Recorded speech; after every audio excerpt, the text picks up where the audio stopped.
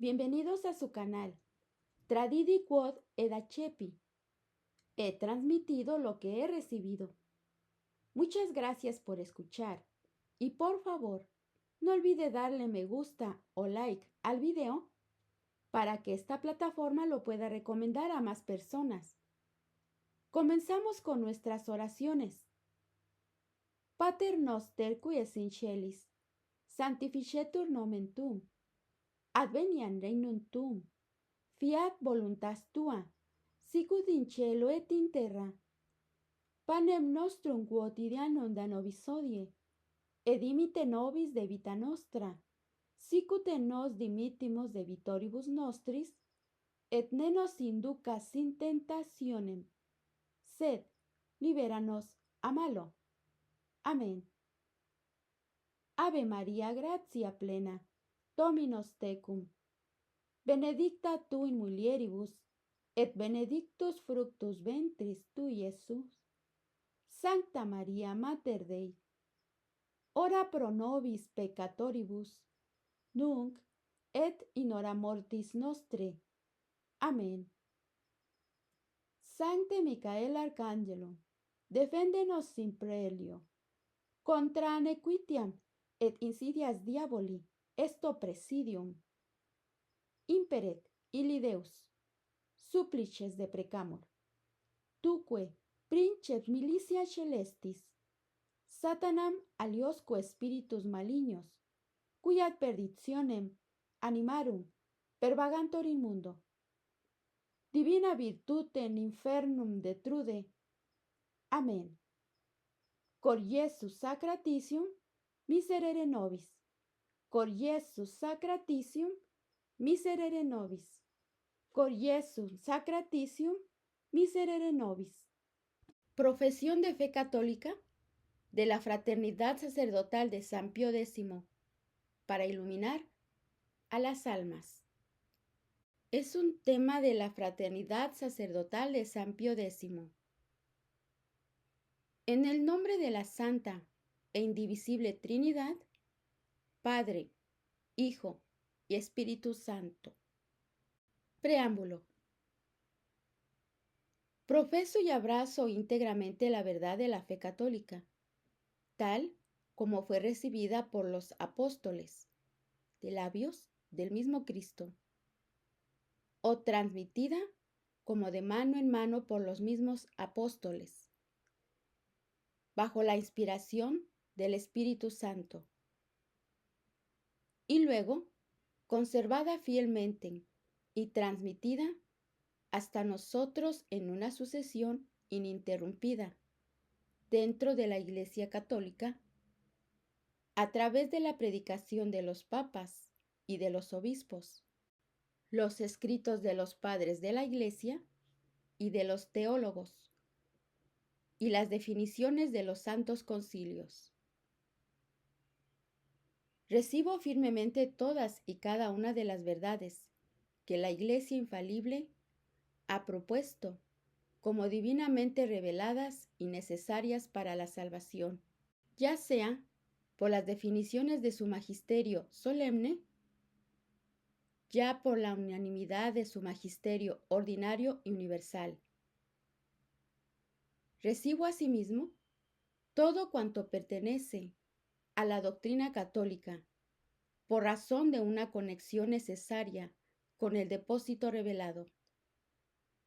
Y tengo por ciertas aquellas verdades que la Iglesia ha enseñado constantemente para custodiar dicho depósito contra los errores. Rechazo, por consiguiente, todos los errores contrarios a esa fe, especialmente los del liberalismo, el indiferentismo, el modernismo, el ecumenismo y el laicismo, condenados por los papas Pío IX, León XIII, San Pío X, Pío XI y Pío XII. En efecto, estos errores oscurecen la doctrina revelada, adulteran la tradición, desfiguran la sagrada liturgia, corrompen las costumbres, debilitan el espíritu misionero y socavan el orden social cristiano, con grave detrimento de la salvación de las almas. Profeso esta fe y rechazo todos los errores que le son contrarios, porque deseo permanecer fielmente sometido a la Santa Iglesia Católica, Apostólica y Romana, maestra de verdad, así como al Romano Pontífice, Vicario de Cristo, en adhesión a la Roma eterna, que ha recibido la misión de guardar santamente y exponer fielmente el depósito revelado hasta el fin de los siglos. Añado que, en la confusión presente, ya no basta con recordar algunas verdades aisladas.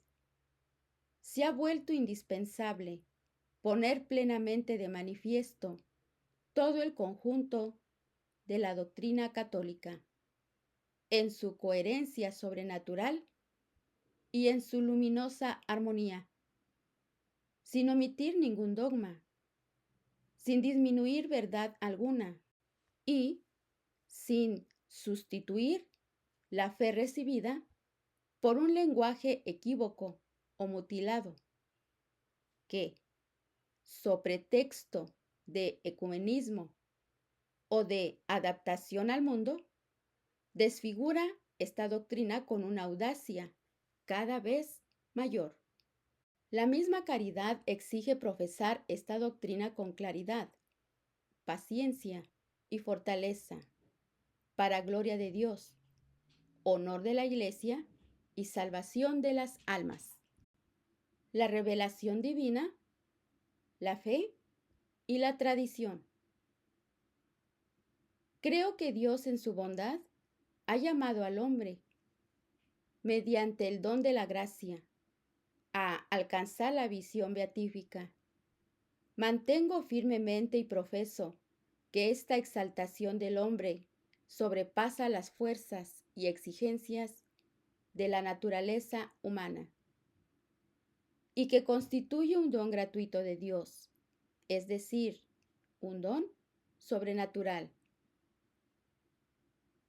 Creo que Dios no ha dejado al hombre abandonado a sus solas fuerzas, y sobre todo fuerzas naturales, sino que le ha revelado los misterios de su vida divina y el destino sobrenatural al que lo llama. Así, después de haber hablado antiguamente por medio de los profetas en la antigua alianza, habló de manera definitiva por su Hijo unigénito, nuestro Señor Jesucristo, en la nueva alianza, con la cual la revelación divina alcanzó su perfecto cumplimiento. Esta revelación es la palabra verdadera de Dios, confiada a la Iglesia como un depósito y propuesta a los hombres como regla de fe bajo la forma de un cuerpo doctrinal, en el que los misterios están formulados de manera que puedan ser comprendidos y expresados por medio de palabras.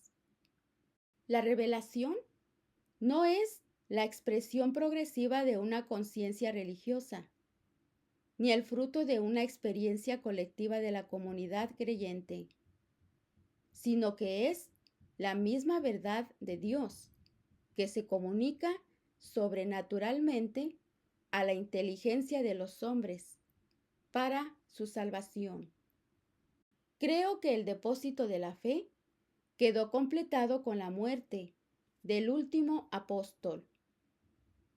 Después de los apóstoles, la Iglesia no ha recibido una nueva revelación, sino que guarda, explica, defiende y transmite el depósito recibido.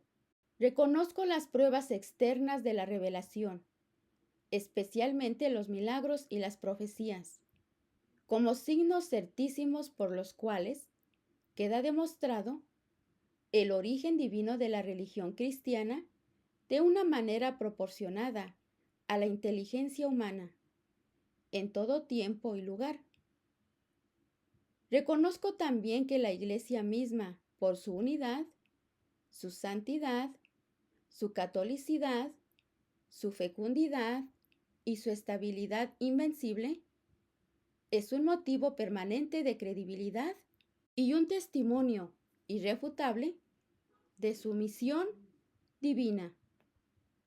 Profeso que la fe es la sumisión sobrenatural de la inteligencia, bajo la moción de la gracia, a la verdad revelada exteriormente por Dios.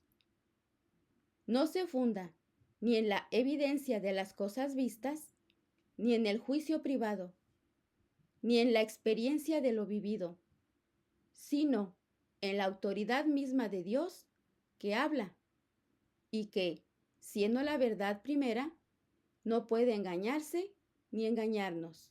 Por tanto, la fe no es un sentimiento religioso ciego, ni una emoción del alma, ni una convicción íntima producida por la conciencia personal o colectiva. Es la virtud sobrenatural que eleva la inteligencia humana y le permite conocer a Dios tal como es, gracias al testimonio que Él da de sí mismo, en espera de la visión. Rechazo, por consiguiente, el error del modernismo, que todavía hoy sigue causando estragos, y que reduce la fe a una experiencia interior, a una aspiración sensible o a una toma de conciencia progresiva de la comunidad creyente. Tal concepción destruye la noción misma de dogma y hace imposible la obligación de creer, sustituyendo la verdad divina por la sinceridad subjetiva y entregando la doctrina a las fluctuaciones de la historia. Profeso asimismo que el depósito de la doctrina revelada por Dios está contenido en sus dos fuentes, la Sagrada Escritura y la tradición. Profeso que la tradición contiene más de una verdad revelada por Dios, que no se encuentra explícitamente en la Escritura, y que por consiguiente, la Escritura se debe leer y entender en dependencia de la tradición. Profeso que la Sagrada Escritura, cuyos libros fueron escritos íntegramente, en todas sus partes, bajo la inspiración del Espíritu Santo, es realmente la palabra de Dios, exenta de todo error y confiada a la interpretación auténtica del magisterio de la Iglesia, según la norma de la tradición y conforme a la analogía de la fe. Rechazo, por tanto, la exégesis racionalista, que considera los libros sagrados como documentos, cuyo autor es únicamente al hombre, excluyendo a priori la posibilidad de lo sobrenatural, que separa artificialmente al Cristo histórico de la fe de la Iglesia, que reduce los milagros a meros símbolos, o que somete la Escritura a las hipótesis cambiantes y a las manipulaciones de los métodos críticos naturalistas. La verdadera ciencia bíblica debe ponerse al servicio de la inteligencia de la fe. No le corresponde a ella erigirse en regla, intérprete o juez de la palabra de Dios. Profeso finalmente que la tradición no es una memoria muerta, sino la transmisión viva de la doctrina recibida de los apóstoles. Permanece viva, distinguiéndose de la revelación, que ha quedado cerrada, Lo es tanto en la actividad del magisterio de la Iglesia docente como en la profesión de fe de la Iglesia discente, cuyo sentire cum ecclesia es fruto de la enseñanza del magisterio. La tradición puede llamarse viva, no en el sentido de que cambie de significado, sino porque el magisterio vivo propone a través de los siglos, de manera cada vez más clara y explícita, la misma verdad con el mismo significado, lo que ha sido creído por todos, en todas partes y siempre, como cosa que pertenece a la fe. No puede ser negado ni puesto en duda por ninguna moda teológica, ninguna presión pastoral, ninguna necesidad diplomática, ni ninguna supuesta exigencia del mundo moderno. Dios, principio y fin de todas las cosas. La Santísima Trinidad. Profeso la existencia de un solo Dios, personal, vivo y verdadero, principio primero y fin último de todas las cosas, que en el principio creó de la nada el cielo y la tierra, las cosas visibles y las invisibles.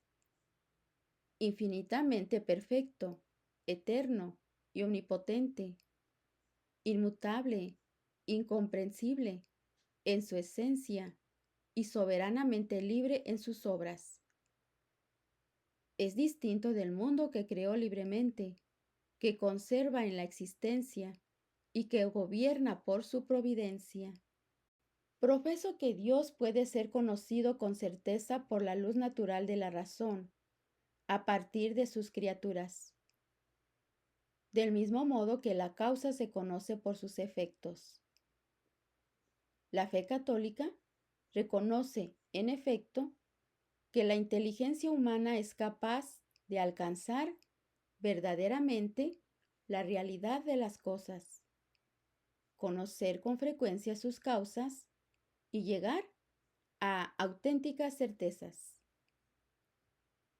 Por ello rechazo el gnosticismo moderno, el escepticismo filosófico, el subjetivismo idealista y todas las doctrinas que limitan el alcance del conocimiento humano a los fenómenos sensibles o a las elaboraciones de la conciencia, negando así la posibilidad misma de un magisterio eclesiástico y de una verdadera teología. Confieso que en la única naturaleza divina subsisten tres personas realmente distintas: el Padre, el Hijo y el Espíritu Santo, Trinidad consustancial e indivisible. El Padre no tiene principio. El Hijo es engendrado desde toda la eternidad por el Padre, y el Espíritu Santo procede eternamente del Padre y del Hijo, como de un solo principio.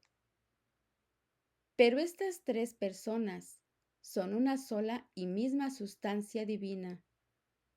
Son un solo eterno y no tres eternos. Un solo Dios sabio, bueno y omnipotente. Y no tres dioses igualmente sabios, buenos y omnipotentes. Son una en la voluntad y una en la providencia divina, y gozan de una sola y misma gloria. Rechazo las profesiones atenuadas de la fe trinitaria que, so pretexto de unidad religiosa o de prudencia ecuménica, silencian voluntariamente lo que Dios ha revelado acerca de sí mismo. No basta decir con los judíos y los musulmanes que Dios es uno. No basta reconocer con los arrianos que el Hijo es de la misma naturaleza que el Padre. Tampoco basta confesar con los griegos cismáticos que, El Espíritu Santo procede del Padre, silenciando el filioque. Este falso irenismo persigue una concordia ilusoria. Al omitir la profesión de ciertas verdades reveladas, sustituye la claridad por la confusión y pone en peligro la integridad de la fe. La creación del hombre y el orden sobrenatural de la gracia.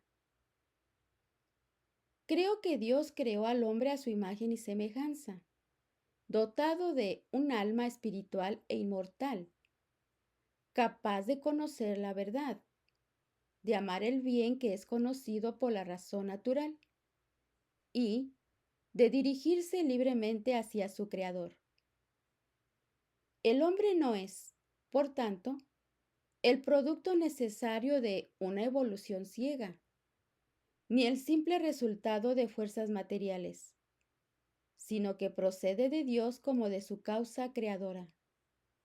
Depende de Dios que lo conserva en el ser y está ordenado a Dios como a su fin.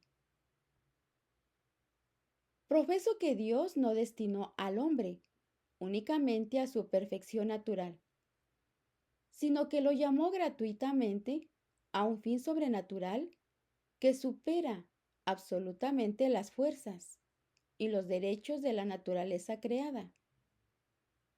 La visión beatífica por la cual el alma verá a Dios cara a cara y participará de la vida íntima de la Santísima Trinidad.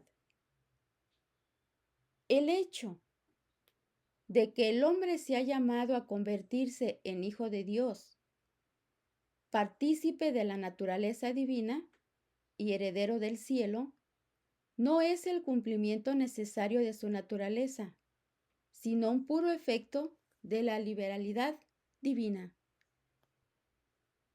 Rechazo, por tanto, toda doctrina que diluya la distinción entre naturaleza y gracia, que convierta la vida sobrenatural en una exigencia de la naturaleza humana, o que presente la gracia como un simple desarrollo interior de las capacidades naturales del hombre. Tal confusión arruina a la vez la gratitud del orden sobrenatural y la realidad misma de la naturaleza.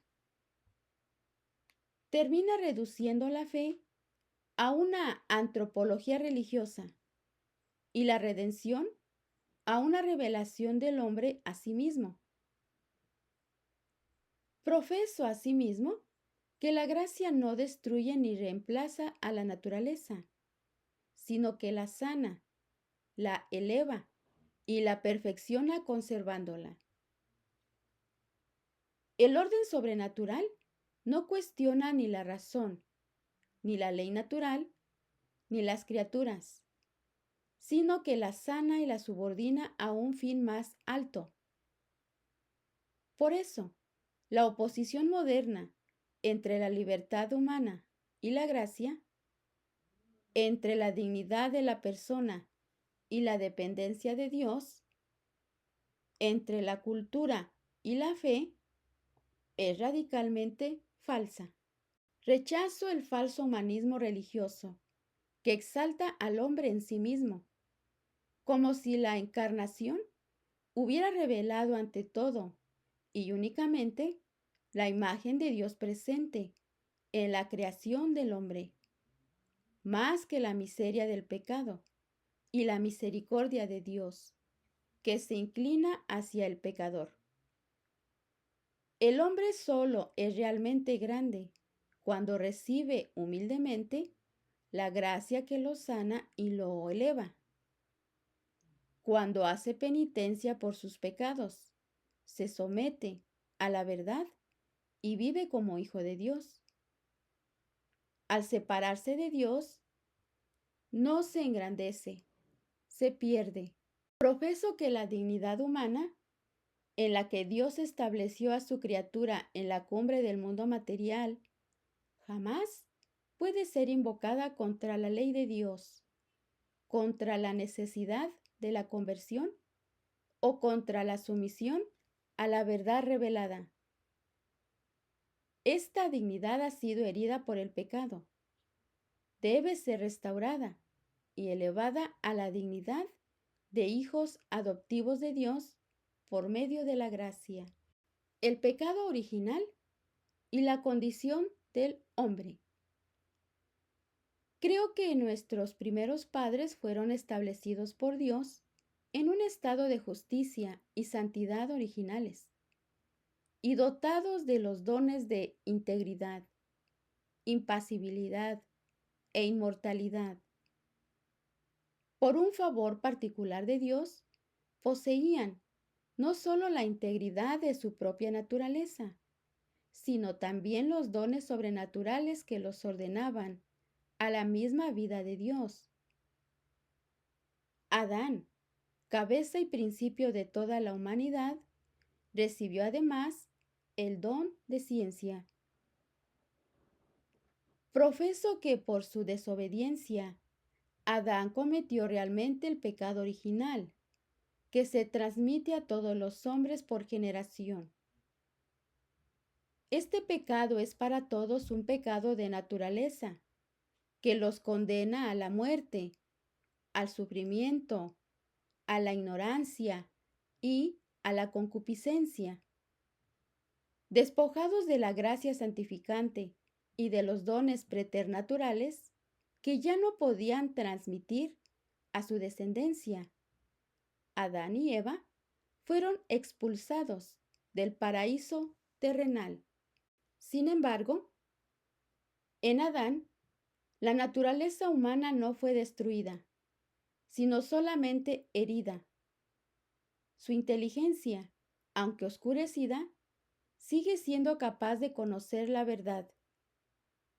Su libre albedrío, aunque debilitado, sigue siendo capaz de querer y amar el bien natural. Por ello, rechazo todas las doctrinas que, con un pesimismo desesperado, consideran al hombre irremediablemente corrompido e incapaz de todo bien. Rechazo igualmente todas las doctrinas que, con un optimismo insensato, minimizan el pecado original, exaltan ingenuamente la bondad natural del hombre, o pretenden fundar la paz universal únicamente sobre el progreso moral, técnico, político o cultural de la humanidad. Las tragedias de la historia, los desórdenes de las sociedades y las tinieblas del corazón humano se explican fundamentalmente, ante todo y sobre todo, por la profunda herida del pecado. Profeso que el hombre necesita ser salvado por una redención que lo libre tanto del pecado original como del conjunto de sus pecados personales. Esta redención o rescate requiere el don de la gracia de Dios en Cristo. Sin ella, el hombre no puede salvarse a sí mismo por sus obras naturales, su cultura, su ciencia o su sinceridad religiosa. Sin la gracia santificante de Cristo, sigue siendo incapaz de alcanzar su fin sobrenatural.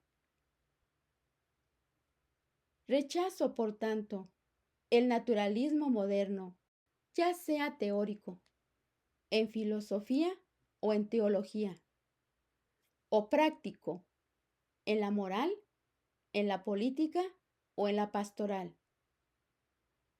Toda doctrina que hable de fraternidad, de paz, de dignidad o de progreso, sin reconocer el pecado, la cruz y la necesidad de la gracia, edifica sobre un fundamento ilusorio y termina engañando a las almas que pretenden servir.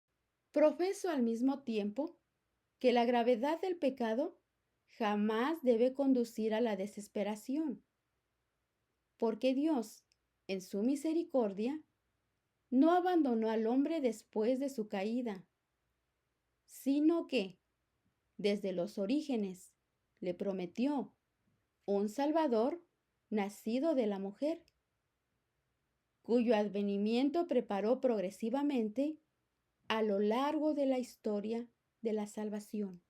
En todo esto, profeso que los hechos relatados en el libro del Génesis, relativos a los fundamentos de la religión católica, deben entenderse en su sentido literal e histórico. Por ejemplo, la creación de todas las cosas hechas por Dios al comienzo de los tiempos, la creación particular del hombre, la formación de la primera mujer a partir del primer hombre, la unidad del género humano, la felicidad original de nuestros primeros padres en el estado de justicia, integridad e inmortalidad, el mandato dado por Dios al hombre para poner a prueba su obediencia, la transgresión del precepto divino por instigación del demonio bajo la forma de la serpiente, la caída de nuestros primeros padres, de este estado primitivo de inocencia, así como la promesa del Redentor futuro. Jesucristo, Verbo encarnado, único mediador y redentor. Creo y profeso que nuestro Señor Jesucristo es el Verbo eterno de Dios, verdadero Dios y verdadero hombre, consustancial al Padre según la divinidad y de la misma naturaleza que nosotros según la humanidad, semejante a nosotros en todo, excepto en el pecado. Él es el único mediador entre Dios y los hombres, el único salvador del género humano, el único rey de las almas y de las sociedades, prometido por Dios en su misericordia a nuestros primeros padres y anunciado por los profetas. Profeso que al llegar la plenitud de los tiempos, el Hijo de Dios se encarnó, no para confirmar al hombre en su dignidad humana, ni para revelarle la imagen de Dios presente en él mismo, sino para salvarlo del pecado y devolverle el acceso a la vida eterna. Nacido de la Virgen María, sin dejar de ser Dios, asumió una verdadera naturaleza humana. Vivió entre nosotros, enseñó la verdad, cumplió las profecías, manifestó su divinidad por medio de sus milagros y finalmente se ofreció libremente sobre la cruz en sacrificio propiciatorio por los pecados del mundo. Profeso que la redención es una verdadera satisfacción ofrecida a la justicia divina en reparación por el pecado original y por los pecados personales. Cristo, sacerdote y víctima en su santa humanidad, nos redimió por su sangre, tomando sobre sí nuestros pecados y sufriendo la pena que nos era debida, ofreció a su Padre un acto perfecto de obediencia, de amor y de reparación, al que la dignidad de su persona divina confirió un valor meritorio infinito. Rechazo, por tanto, toda doctrina que reduzca la redención a una simple manifestación del amor de Dios, a una solidaridad de Cristo con los sufrimientos humanos, a una revelación de la dignidad del hombre o a una liberación meramente moral, política o social. La cruz no es solamente un signo, es el altar del sacrificio redentor. Cristo no se limitó a anunciar la salvación, la mereció por su sacrificio. Su pasión voluntaria y su muerte en la cruz constituyen el único sacrificio redentor, por el cual la humanidad es reconciliada con Dios. Profeso que al tercer día resucitó glorioso de entre los muertos, y que esta resurrección es propiamente un hecho histórico. Es el signo más resplandeciente de su victoria definitiva sobre el pecado, la muerte y el infierno. Constituye el fundamento de la esperanza cristiana y la prenda de nuestra propia resurrección. Representa asimismo el principal motivo de credibilidad de la divinidad de Jesucristo.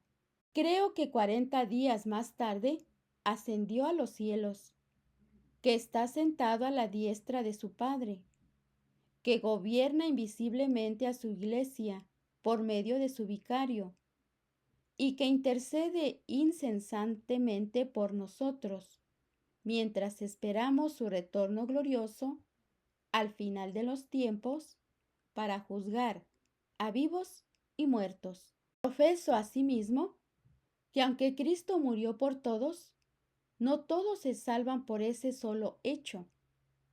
Los méritos de la pasión deben aplicarse a las almas, lo que ordinariamente tiene lugar cuando éstas reciben, con las disposiciones requeridas, los sacramentos que les comunican la gracia santificante. Quien rechaza los sacramentos, los recibe indignamente o permanece voluntariamente en el pecado, se cierra a la salvación que Cristo le ha merecido. Rechazo, por tanto, el falso optimismo de una redención universal ya realizada en todo hombre, independientemente de su conversión y de su perseverancia.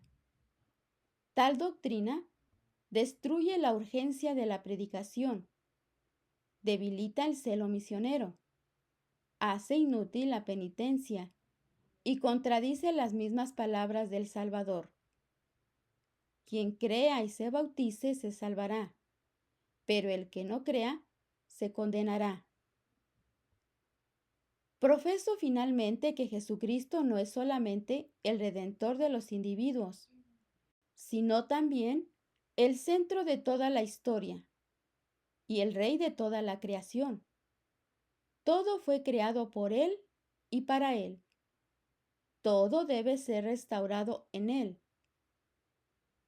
Ninguna cultura, ninguna sociedad, ninguna ley, ninguna sabiduría humana encuentra su verdadera perfección plena y acabada fuera de su reinado. La Santísima Virgen María en la economía de la salvación.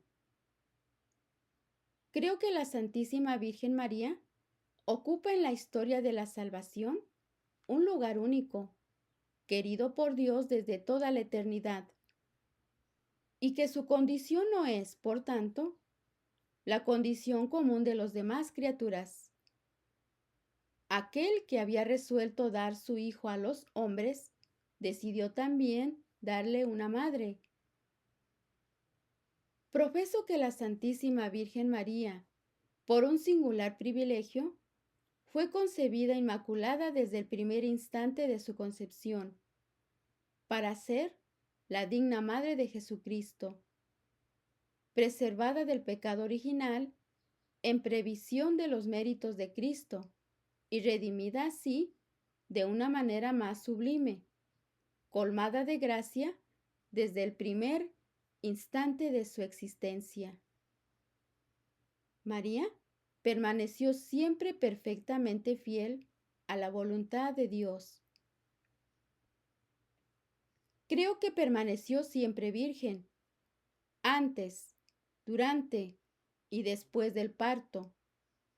Su virginidad perpetua manifiesta el origen divino de su Hijo y su total consagración a la obra de Dios.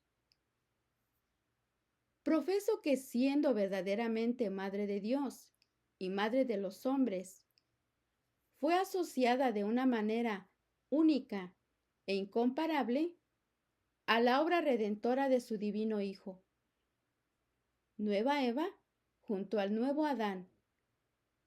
Su fiat abrió el camino a la encarnación. Su fidelidad silenciosa acompañó toda la vida del Salvador. Su compasión dolorosa al pie de la cruz la unió con un solo corazón al sacrificio redentor. Profeso que, así, unida a su divino Hijo, mereció por conveniencia en su compasión lo que Cristo mereció por estricta justicia en su pasión. No como causa principal de la redención, sino como asociada subordinada, dependiente y enteramente relativa a su Hijo, en un único y mismo acto de la redención de nuestras almas. En este sentido, la piedad católica, apoyada en la enseñanza tradicional de los papas y de los teólogos, la llama con razón, en virtud de esta compasión, corredentora y por consiguiente, mediadora universal. Por tanto, rechazo con indignación la tendencia moderna a disminuir los privilegios de la Santísima Virgen, so pretexto de prudencia ecuménica, de diálogo con las falsas religiones, o por el falaz temor de oscurecer la única mediación redentora de Jesucristo. Debilitar la doctrina mariana no es honrar mejor a Cristo, es desconocer el orden querido por Dios, que quiso venir a nosotros por María y conducirnos a Él por medio de ella. Creo que al término de su vida terrena fue elevada en cuerpo y alma a la gloria celestial, donde reina junto al trono de Dios, al lado de la santa humanidad de su divino Hijo, sobre los ángeles y sobre los hombres, ejerciendo su misión maternal de dispensadora de todas las gracias. Profeso finalmente que el culto auténtico y especial tributo a su madre no disminuye en nada el culto debido a Dios. Antes bien, lo acrecienta, porque reconoce las maravillas de la gracia divina en la criatura más perfecta y conduce a las almas con mayor seguridad a Jesucristo. La verdadera restauración católica no puede separarse del honor rendido a aquella que aplasta la cabeza de la serpiente